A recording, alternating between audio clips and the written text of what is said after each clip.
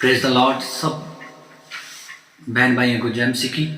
और आज का विषय क्रिसमस डे पर है। तो बाइबल में जानेंगे कि क्रिसमस डे जो हम सब मनाते हैं आज इस महीने में, तो क्रिसमस डे के बारे में बाइबल क्या कहती है, वचन क्या कहता है, प्रभु क्या कहता है, इसके बारे में जानेंगे। तो वचन शुरू करने से पहले सब हम प्रार्थना करते हैं वचन के लिए। चलो सब आंखें बंद करते हैं। पिता परमेश्वर, आपका धन्यवाद करते हैं आज के सुंदर समय के लिए। और जो प्रभु आज हम एक विषय पर वचन करने वाले हैं, जो आत्मा के तौर पर आपने कहा हम वो वचन करने जा रहे हैं। तो इस सच्चाई को जब लोग सुने तो सब आज़ाद हो जाए। और जितने भी भरमाने वाली गंदी रूहें तेरे लोगों को भरमा रही है, इस वचन के जरिए सच्चाई उनको समझ लगे और सच्चाई पर चलना प्रभु वो पूरी तरह तैयार हो जाए चलने के लिए। और पिता, आपकी दया का हाथ उन पर हमेशा तक बना रहे। जो जो वीडियो देखे सब पर अपनी दया करना और सब पर आपकी करुणा करना, और पूरे समय में हमारी अगुवाई करना, सबको समझ और बुद्धि देना इस वचन को समझने के लिए। मैं अपने आप को भी आपके हाथ में सौंप देता हूँ। अपने पाक हाथ में ले प्रभु, और पूरे समय में जो भी बोला जाए सब तेरी आत्मा के द्वारा। और प्रभु सारा समय आपके हाथ में सौंप देते हैं। दया कर, आपके पवित्र जलाली नाम में मांगते हैं, आमीन। चलो शुरू करते हैं। तो पहले शुरू करते हैं क्रिसमस डे पर करेंगे। और आज क्रिसमस डे का महीना है, तो सब खुशियां मना रहे हैं, सब नाच गा रहे हैं। आपको पता ही स्टार लग रहे हैं, ट्री बना रही है, और सबका ये जो महीना है पूरा ही खुशियों का है। सब आनंद ले रहे हैं। पर ये कोई जानना नहीं चाहता कि बाइबल या फिर प्रभु यीशु मसीह इसके बारे में क्या कहता है। तो ये सच्चाई है, कोई जानना भी नहीं चाहता, इतना ज़रूरी भी नहीं लोगों के लिए। पर ये बहुत ज़रूरी है परमेश्वर की कलीसिया के लिए कि इस क्रिसमस के बारे में पूरी तरह जानना कि ये है क्या सचमुच यीशु मसीह का जन्मदिन है। और कुछ लोग बहाने भी बनाते हैं, क्योंकि बहुत सारे लोगों को हम ये कहते हैं कि क्रिसमस डे मनाना एक गुनाह है, पाप है। तो कुछ लोग कहते हैं कि हम कौन सा गुनाह करते हैं, कि हम तो मीटिंग करते हैं, लोगों को प्रचार सुनाते हैं, नए लोगों में जाकर यानी कि अपने आप ही नए लोग आ जाते हैं प्रोग्राम देख के कि, और उन नए लोगों को हम प्रचार सुनाते हैं। तो कितना अच्छा है, यानी कि हम पाप नहीं करते, हम तो प्रभु का काम ही कर रहे हैं। तो ये सब कहते हैं कि हम कोई गुनाह नहीं कर रहे हैं, हम तो प्रभु का काम कर रहे हैं। तो इसके लिए मैं ज़्यादा तो नहीं समझा पाऊंगा, पर मैं एक आयत जरूर पढ़ूंगा। तो आइए मेरे साथ पढ़ेंगे वही रोमिया 8:14। इसलिए कि जितने लोग परमेश्वर के आत्मा के चलाए चलते हैं वह ही परमेश्वर के पुत्र हैं। हाँ, यहाँ पर प्रभु का वचन हमें क्या कहता है कि जो ही परमेश्वर के दिए हुए आत्मा के द्वारा चलते हैं वही परमेश्वर के पुत्र और बेटे और बेटियां हैं, है ना। तो कहने का मतलब मेरा क्या है, ये वचन क्यों पढ़ाया मैंने, क्योंकि आत्मा पर वचन नहीं है। आगे खुदा ने चाहा तो आगे पवित्र आत्मा पर वचन करेंगे और वो भाग बनेंगे, पहला, दूसरा, तीसरा, तो वो तो आगे शुरू करेंगे। पर मैं इसीलिए ये पढ़ाया है कि आप जान लो कि हम वो कर सकते हैं जो आत्मा कहता है, हम वो नहीं कर सकते जो आत्मा नहीं कहता। और परमेश्वर और हमारे बीच हम अपनी बुद्धि को नहीं चला सकते, ये सच्चाई है। हम वो कर सकते हैं जो आत्मा कहता है, जो हमें वचन कहता है, उसकी इजाजत देता है खुदा। परमेश्वर हमें उसकी इजाजत देता है, उसकी इजाजत कभी नहीं देता जो बाइबल में नहीं लिखा। तो इसके बारे में वचन क्या कहता है, ठीक है, वो भी आगे बढ़ते हैं। पर मैं इतना जरूर आपको बताता हूं कि आप ये बहाना बनाना छोड़ दो कि हम दूसरों को वचन सुनाते हैं, हम कौन सा पाप करते हैं, है ना। तो ये बहाना बनाना छोड़ दो। आप परमेश्वर और आपके बीच आपकी समझ और बुद्धि नहीं आ सकती। आप अपनी मर्जी पूरी नहीं कर सकते। ठीक है, जब हम परमेश्वर में आ जाते हैं, जब हम परमेश्वर की सेवा करते हैं, तो हमारे बीच हमारा तजुर्बा नहीं आना चाहिए। फिर हमें एक चलाता है, वो है पवित्र आत्मा। अगर पवित्र आत्मा हमें कुछ कहता है तो वो बाइबल से मेल करता है, और बाइबल के द्वारा ही हम पूरी सेवकाई, बाइबल के बीच में या फिर पवित्र आत्मा और परमेश्वर के बीच में सब कुछ पवित्र आत्मा सबकी गवाही से ही काम करता है। और आप प्रभु यीशु मसीह के चेलों को भी देख लो, वो हर काम परमेश्वर की आत्मा के द्वारा करते थे। उनमें कोई अपनी मर्जी नहीं थी, ना ही वो अपनी मर्जी करते थे। वो अपने ही तजुर्बे से कोई दिन त्योहार बनाकर एक बड़ी मीटिंग करके लोगों की भीड़ इकट्ठी करके उनको प्रचार बहाने से नहीं सुनाते थे, आत्मा की चलाया चलते थे। तो इसीलिए ये तो बहाना छोड़ ही दो। ठीक है, मैंने पहले ही इसलिए कह दिया क्योंकि वीडियो देख के बहुतों को सच्चाई हजम नहीं होगी। ठीक है, मैंने पहले ही इसलिए बोल दिया। तो आगे शुरू करते हैं, चलो आगे पढ़ेंगे लूका उसका 2 अध्याय 8 से लेके 12 तक। देखते हैं वचन क्या कहता है। और उस देश में जितने गड़रिये थे जो रात को मैदान में रहकर अपने झुंड का पहरा देते थे, और परमेश्वर का एक दूत उनके पास आ खड़ा हुआ, और प्रभु का तेज उनके चारों ओर चमका, और वह बहुत डर गए। तब स्वर्गदूत ने उनसे कहा, मत डरो, क्योंकि देखो मैं तुम्हें बड़े आनंद और शुभ समाचार सुनाता हूँ, जो सब लोगों के लिए होगा, कि आज दाऊद के नगर में तुम्हारे लिए एक उद्धारकर्ता जन्मा है, और वही मसीह प्रभु है। और उसका तुम्हारे लिए वह चिन्ह है कि तुम एक बालक को कपड़े में लिपटा हुआ और चरनी में पड़ा पाओगे। आमीन। उस देश में कितने गडरिये थे जो रात को अपने झुंड का पहरा देते थे। ठीक है, और प्रभु का एक दूत उनके पास खड़ा हो गया, और प्रभु का तेज उनके चारों ओर चमका, और वो डर गए, है ना। अभी लोग क्या कर रहे हैं, बड़ा दिन है, लोग अपने खुशियों में पूरी तरह मगन है, अलग अलग तरीके से अपनी खुशी को जाहिर कर रहे हैं। स्टार लगा रहे हैं, ट्री लगा रहे हैं, ढोल बजाकर रात को घर घर में जाकर, गली गली में जाकर जिनके लोगों को ये बताते हैं कि आज यीशु मसीह जन्मा है, तो बधाई देते हैं। तो ये सब हो रहा है आज। पर यहाँ पर जो यीशु मसीह इस दुनिया में जन्मा, ये एक सच्चाई है, हम इससे मुंह नहीं फेर सकते। ये एक सच्चाई है, हम मानते हैं यीशु मसीह इस दुनिया में आया, मरियम की कोख से जन्म लिया उसने, वो जन्मा है। ठीक है, तो लेकिन वो प्रभु का जन्मदिन नहीं है।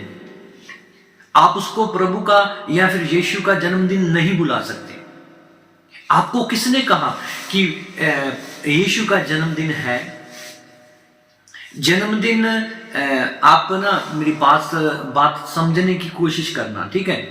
तो मैं आपको बताता हूं, अगर प्रभु यीशु मसीह का जन्मदिन है, ठीक है, तो बाइबल में कहीं नहीं ऐसा लिखा कि उसका जन्मदिन मनाना चाहिए या फिर उसका कोई जन्मदिन है। ठीक है, मैं आपको समझाता हूं। मान लो हम किसी भी धर्म में चले जाते हैं, उस धर्म में सब देवी देवते आए हैं, गुरु पीर आए हैं, तो सबका एक जन्मदिन है, क्योंकि सब जन्मे हैं, सबकी शुरुआत हुई है। ठीक है, तो हर किसी का एक जन्मदिन है ना। जैसे हिंदू धर्म के लगा लो, उनके जितने भी देवी देवते हैं, सबका जन्म हुआ।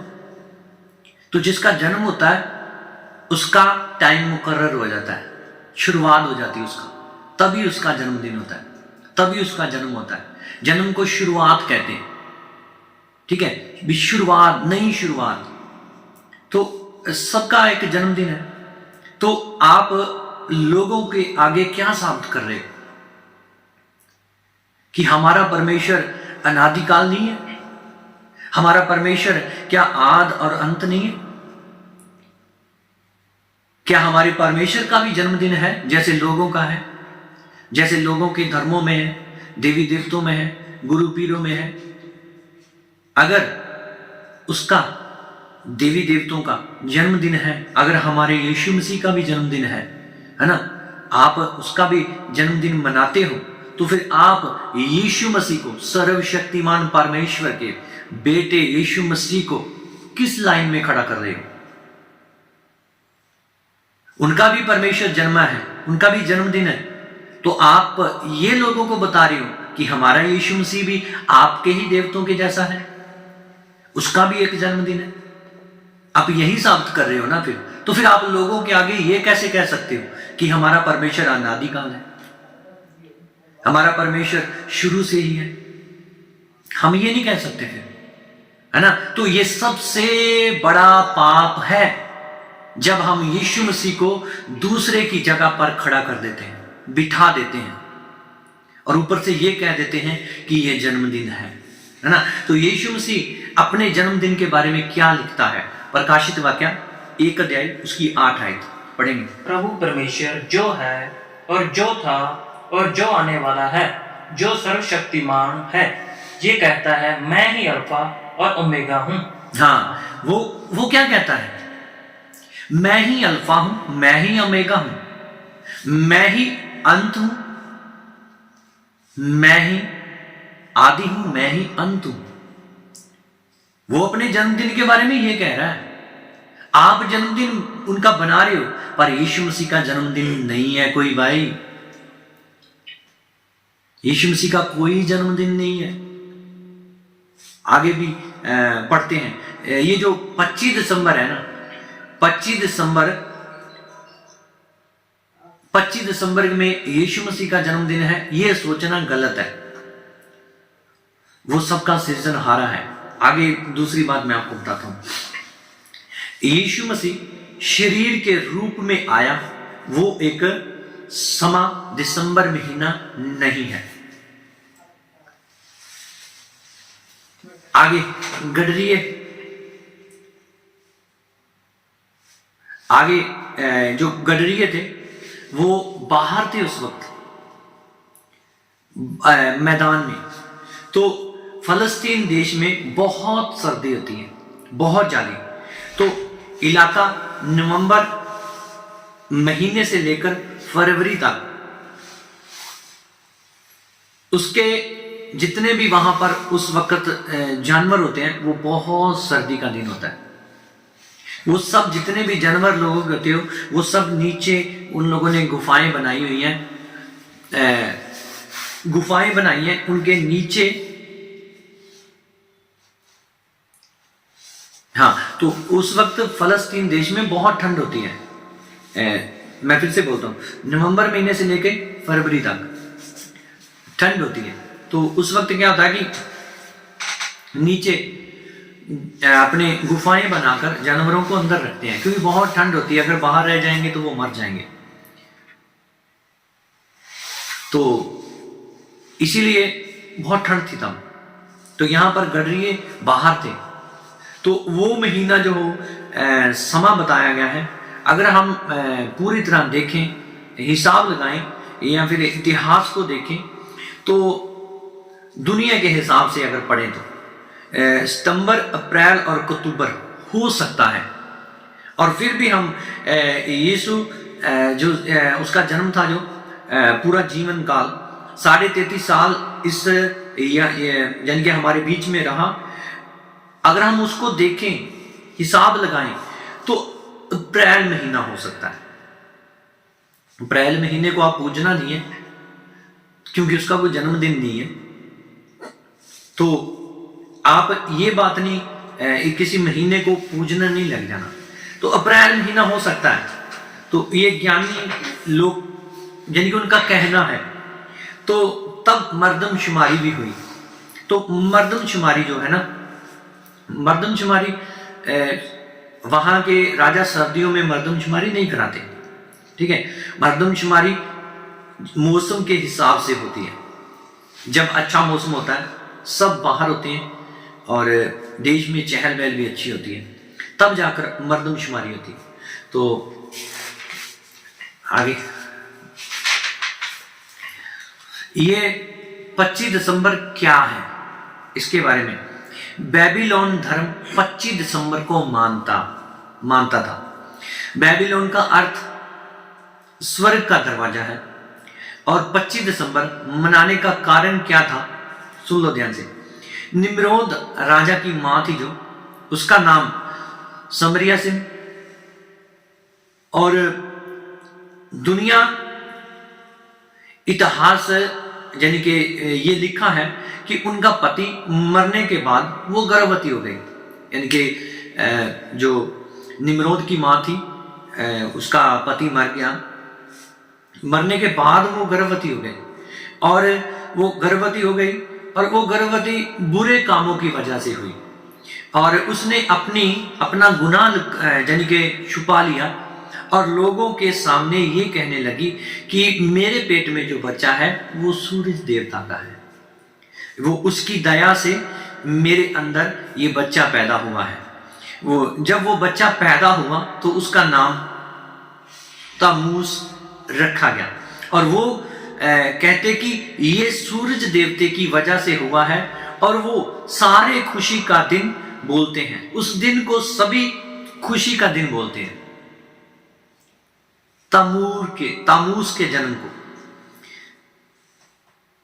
जो निम्रोद की मां को हुआ, ठीक है, तो उसका जो जन्मदिन था उसे 25 दिसंबर को उसका जन्मदिन, जब हम पढ़ते हैं इतिहास तो 25 दिसंबर को उसका जन्म हुआ था। तो ये उस वक्त सूर्य देवते की वजह से हुआ, और वो सारे खुशी का दिन बोलते हैं, और लोग एक दूसरे को गिफ्ट और बधाई उस वक्त देते थे। तो ऐसे 25 दिसंबर यीशु का नहीं, सूरज का जन्मदिन है। तो उस वक्त कैलेंडर नहीं था कोई, तो जैसे हम कह दें कि उस वक्त तो कैलेंडर था, तो हम आज का हिसाब लगा लें, तो हम कौन सा डेट देखते हैं, अपनी डेट देखते हैं, अपने कैलेंडर को देखते हैं। तो हमारे इंडिया में भी तो कैलेंडर कितने हैं, 2-3 तरह के, तो ये पूरी तरह सच्चाई नहीं है, ठीक है। तो ये कैसे मसीह लोगों में आया। यीशु के लोग कभी उसका जन्मदिन नहीं मनाते थे। अगर हम पहली कलीसिया को देखें तो आप खुद पढ़ लो, बाइबल सभी पढ़ते हैं कि बाइबल में पहली कलीसिया में पतरस, पौलुस या प्रभु के कोई भी चेले, या जितने भी भविष्यवक्ता थे, या फिर कोई आगे आकर जितने भी प्रभु के चेलों ने सेवा की, उनमें से किसी ने भी प्रभु यीशु मसीह के जन्मदिन को नहीं मनाया। पहली कलीसिया को देखें तो, ठीक है। तो पहली कलीसिया ने ऐसा बिल्कुल नहीं किया।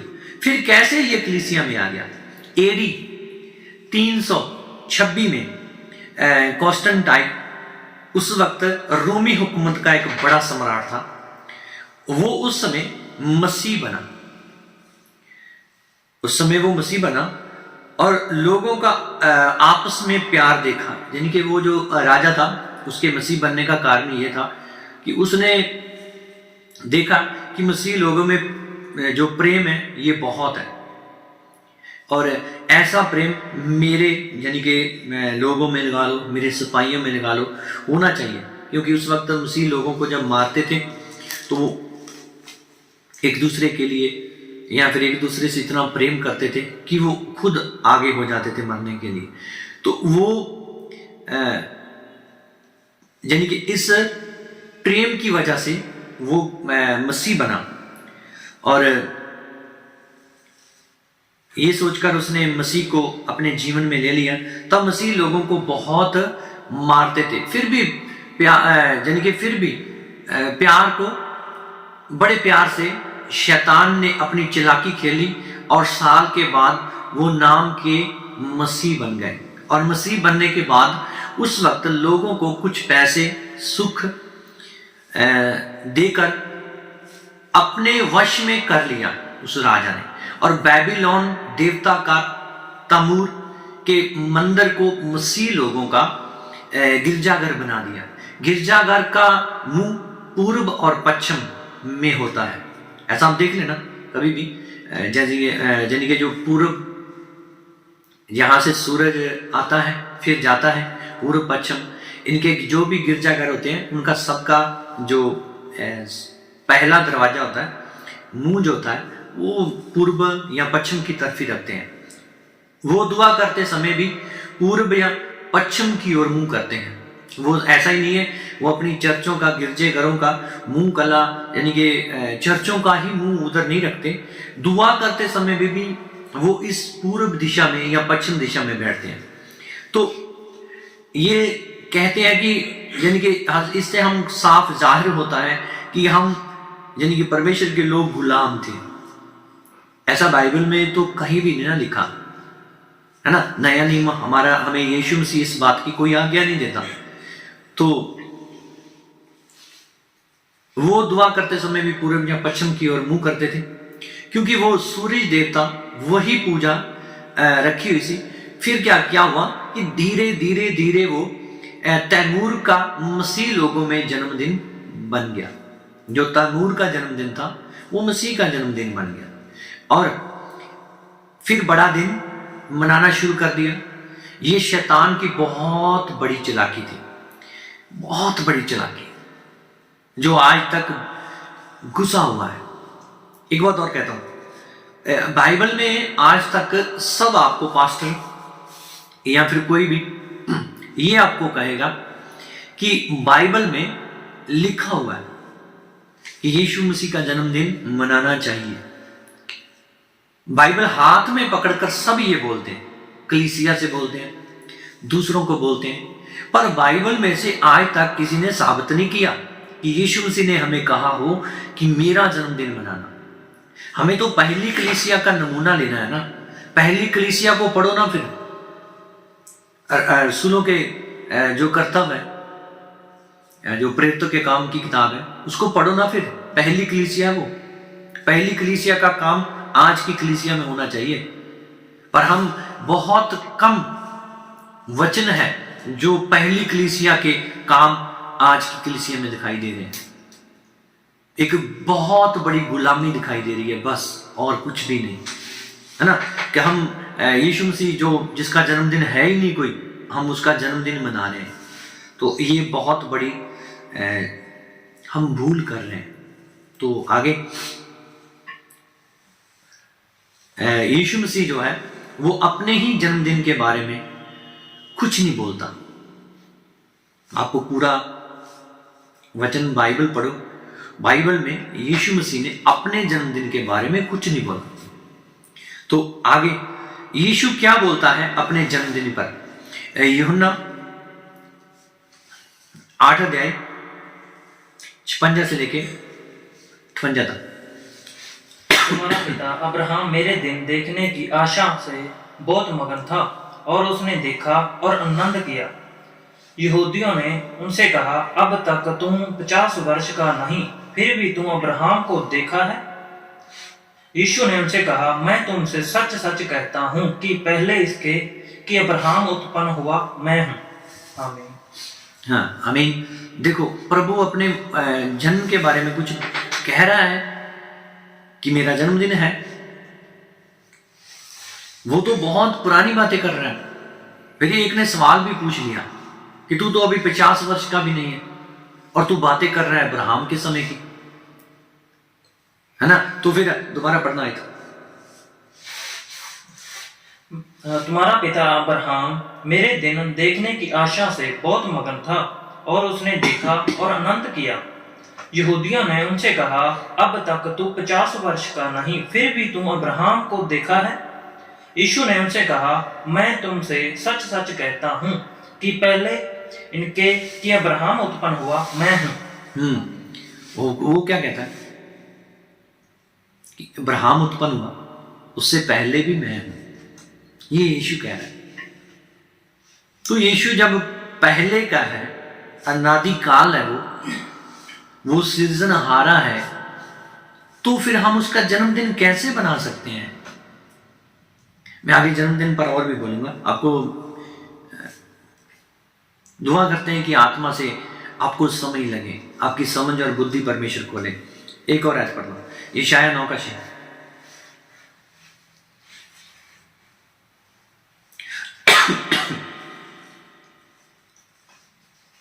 क्योंकि तुम्हारे लिए एक बालक उत्पन्न हुआ, हमें एक पुत्र दिया गया है, और प्रभुता उसके कंधे पर होगी, और उसका नाम अद्भुत, युक्ति करने वाला, परकर्मी परमेश्वर, अनंत काल का पिता और शांति का राजकुमार रखा जाएगा।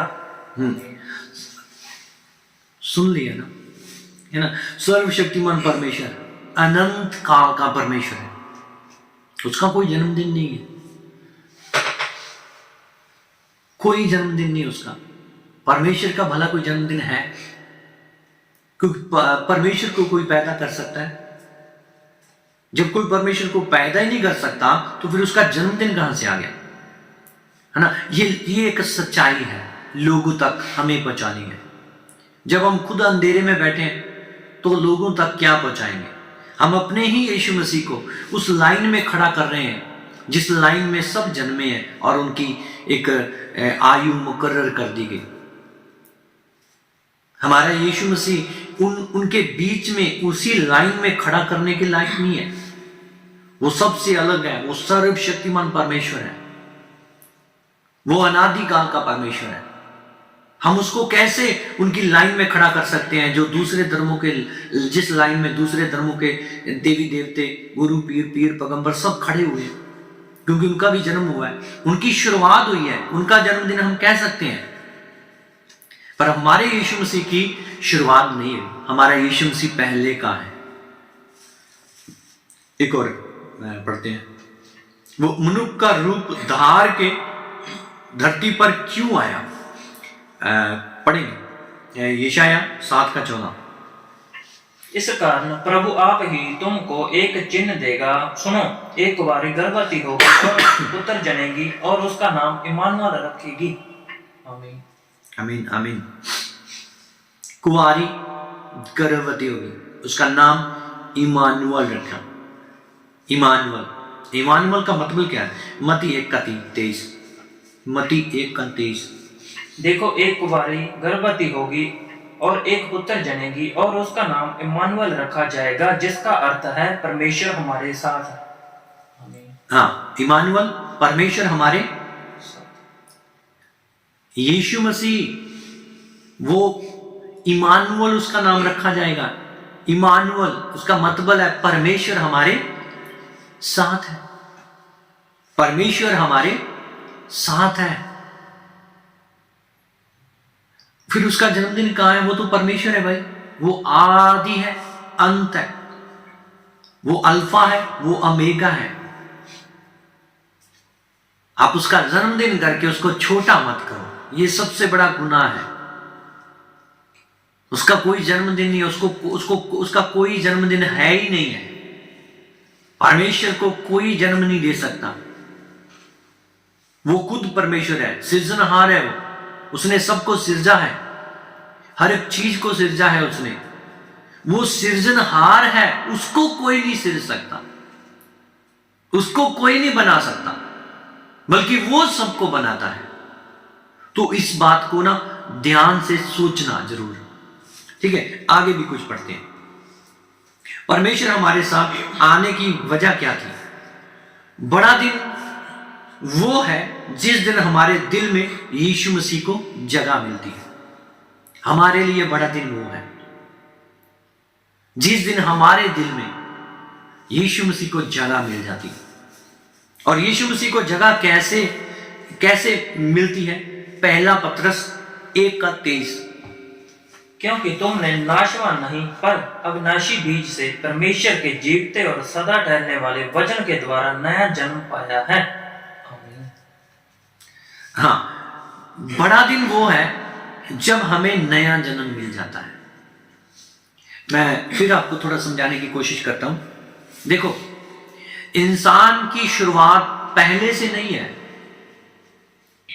अगर हम कहें ना, हम जन्म लेते हैं ना, हमारी शुरुआत पहले से नहीं है। हमारी शुरुआत एक बीज से होती है, और वो बीज एक आदम के अंदर होता है, और वही बीज हमारे आदम के अंदर से निकलकर हमारी मां की बहन के गर्भ में जाता है। और एक मां का गर्भ ही एक ऐसी धरती है जिस पर इंसान की खेती होती है,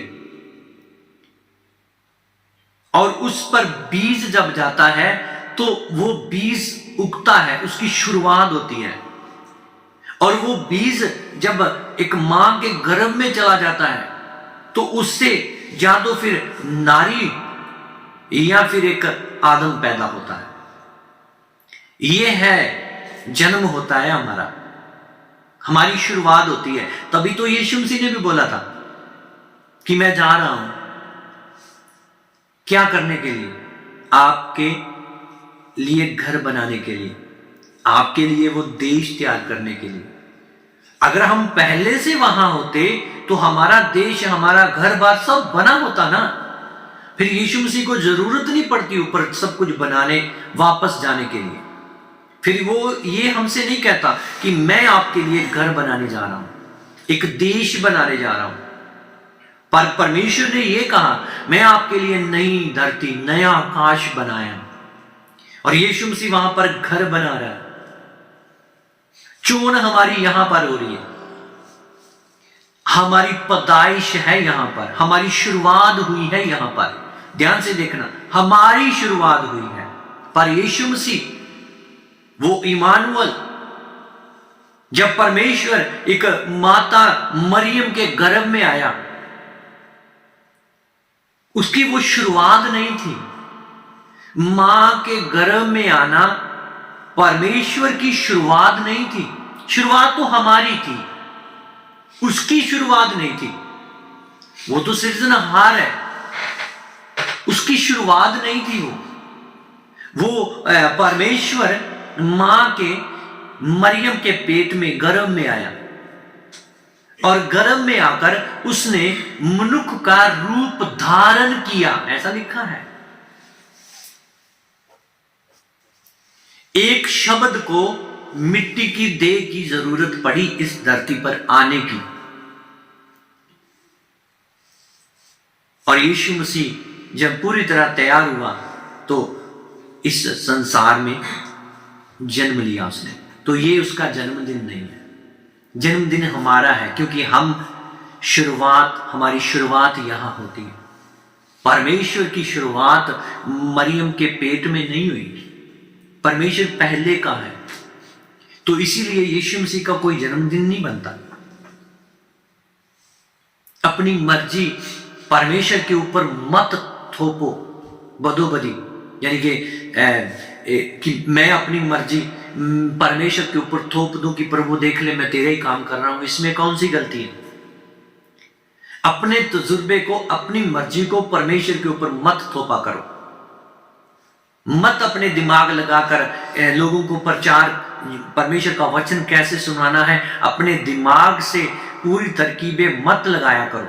आत्मा के चलाने वाले बनो, और वही परमेश्वर के बेटे और बेटियां कहलाए जाएंगे जो आत्मा के अनुसार चलते हैं।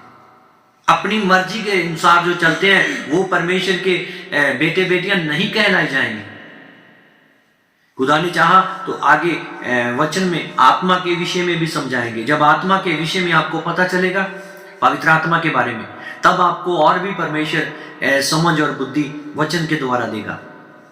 आपको और भी समय लगेगी, आपको और भी सच्चाई के बारे में पता चलेगा, है ना। हमारा जन्मदिन, हमारे लिए बड़ा दिन वो है जिस दिन हमारे अंदर परमेश्वर यीशु मसीह को जगह मिलती है, और वो हम अविनाशी जीवन को छोड़कर, अविनाशी बीज को छोड़कर हमारे अंदर वो जीवन आ जाता है जो कभी ना खत्म, अविनाशी जीवन हमें मिल जाता है। नाशवान जीवन हमारा खत्म हो जाता है। उस दिन बड़ा दिन है हमारे लिए। आज क्या हो रहा है? अविनाशी बीज को छोड़ रहे हैं, नाशवान को पकड़ रहे हैं। इसीलिए तो सब कुछ वहीं, सब कुछ हो रहा है।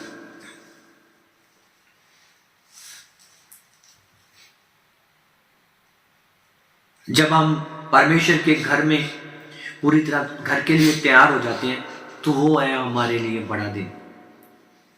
और जब हम परमेश्वर में नहीं होते तो हम परदेसी होते हैं, हमारा कोई ठिकाना नहीं होता।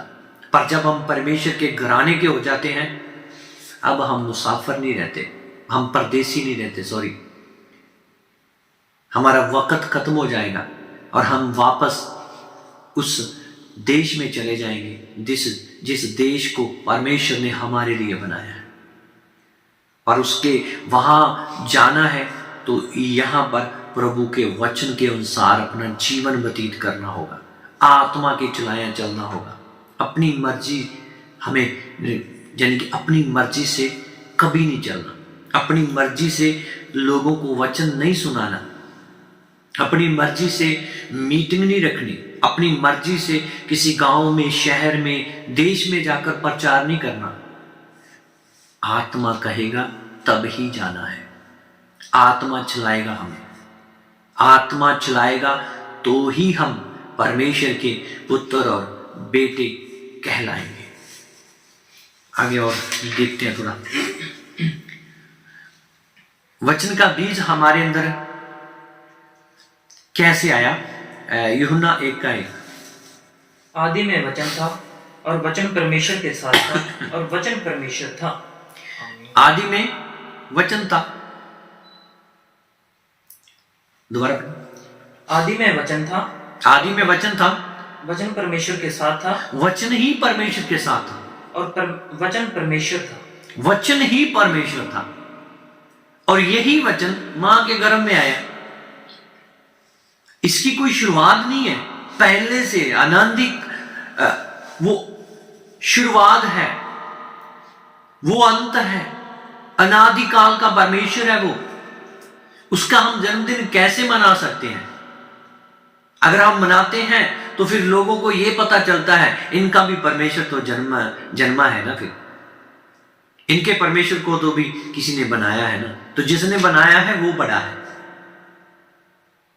हम अपने ही परमेश्वर को छोटा कर रहे हैं लोगों के बीच। जहां लोगों के खड़े हुए हैं परमेश्वर, हमारा हम अपने परमेश्वर, अनादिकाल परमेश्वर को, जिसका कोई जन्मदिन नहीं है, हम उसी परमेश्वर को उनके साथ खड़ा कर देते हैं। ये सबसे बड़ा गुनाह है। अफसियां 2:19, इसलिए तुम अब परदेशी और मुसाफिर नहीं रहे, परंतु पवित्र लोगों के संगी, संदेशी और परमेश्वर के घराने के हो गए। हाँ, इसीलिए हम क्या नहीं रहे? परदेसी नहीं रहे। क्यों? क्योंकि अब हम घराने के हो गए। क्यों? क्योंकि हमें प्रभु यीशु से मिल गया है। हमने उसको समझ लिया है कि वो हमसे क्या चाहता है। उसने जो सहायक दिया है, हमें ये समझ लग गई कि वो सहायक हमारे जीवन में क्या करने के लिए आया है। अब हम पहले परदेसी थे, जब यीशु मसीह को नहीं मानते थे। हम पहले परदेसी थे, हमारा कोई ठिकाना नहीं था, हमें कहाँ जाना है हमें कोई पता नहीं था, हमें कोई समझ नहीं थी। पर अब हम परदेसी नहीं रहे, अब हम घराने के हो गए हैं प्रभु यीशु मसीह की अपने जीवन में आने से। इसीलिए आप भी समझो बहन भाई, हमारे यीशु मसीह का कोई जन्मदिन नहीं है और वो उसने हमें कोई ऐसी आज्ञा भी नहीं दी, और हम अपनी ही मर्जी से वचन को ना तो बढ़ा सकते, ना ही उसमें से कुछ कम कर सकते। अगर हम ये सब करेंगे कुछ तो उसकी सजा मिलेगी हमें। तो लोगों के आगे गलत प्रचार हम क्यों कर रहे हैं? क्यों हम लोगों को ये बता रहे हैं कि हमारे प्रभु यीशु मसीह का भी एक जन्मदिन है, हालांकि उसका कोई जन्मदिन नहीं है, उसको कोई भी पैदा नहीं कर सकता, है ना। तो इस बात को समझना है। और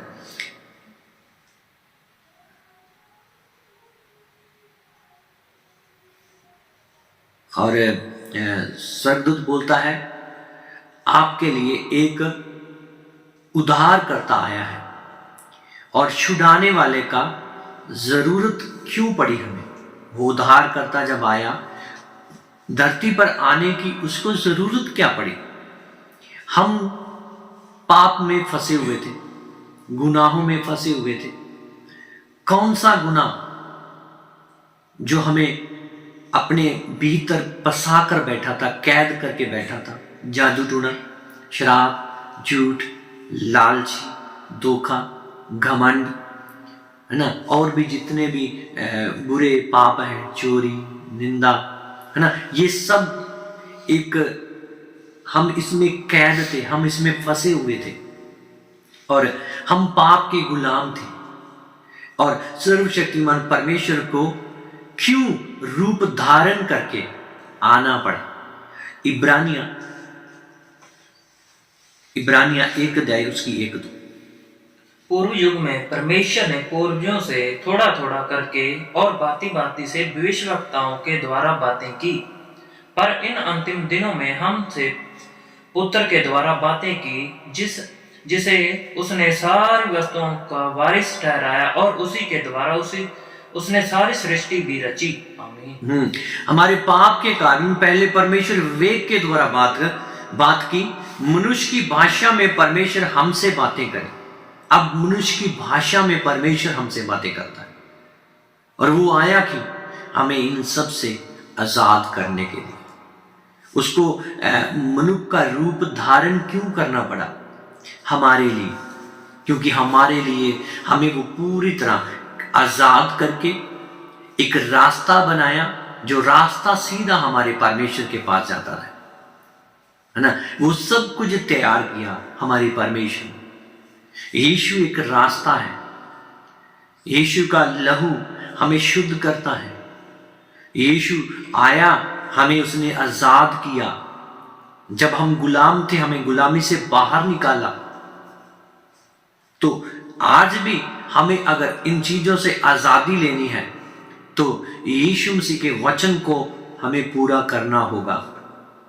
यीशु आपसे क्या चाहता है, उसकी इच्छा को जानना बहुत जरूरी है हम सब के लिए। तभी हमें आजादी मिलेगी, तभी हम उसी रास्ते पर चलकर परमेश्वर के पास पहुंचेंगे। तो मैं आशा करता हूं कि आपको इस वचन के द्वारा समझ लगी है। अगर नहीं समझ लगी तो नीचे मैं सब अपना नंबर दूंगा, कोई भी सवाल हो तो आप पूछ सकते हो। व्हाट्सएप नंबर होगा तो आप पूछ सकते हो। तो आइए हम सब इस वचन के लिए जो हुआ है तो इसके लिए दुआ करेंगे। सब आंखें बंद करेंगे। पिता परमेश्वर, आपका धन्यवाद करते हैं आज के सुंदर समय के लिए। और प्रभु, इस वचन के बीच आपने हमारा साथ दिया, आत्मा ने साथ दिया।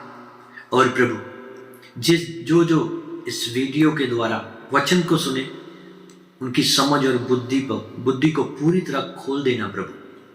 पवित्र आत्मा, इस वचन के द्वारा बड़ा कार्य हो जाए। इस वीडियो को जो भी बहन भाई जो भी देखे प्रभु, अगर वो गुलामी में है तो वो सब आजाद किए जाए। उनको पता चल जाए कि तेरा कोई जन्मदिन नहीं है। हमारे परमेश्वर अनादि काल का परमेश्वर है, वो अल्फा और ओमेगा है। ये समझ ले सब, परमेश्वर का कोई जन्मदिन नहीं है। अपने बच्चों को समझने की कृपा कर प्रभु। इन सबको अपने हाथों में ले और प्रभु, इस वचन के द्वारा सब आजाद हो जाए। और प्रभु, हमारा विश्वास है तूने हमारी प्रार्थना को सुना है। और प्रभु, तूने हमारी प्रार्थना को सुना, आपका धन्यवाद करते हैं। ये प्रार्थना प्रभु यीशु मसीह के नाम में मांगते हैं। आमीन, आमीन।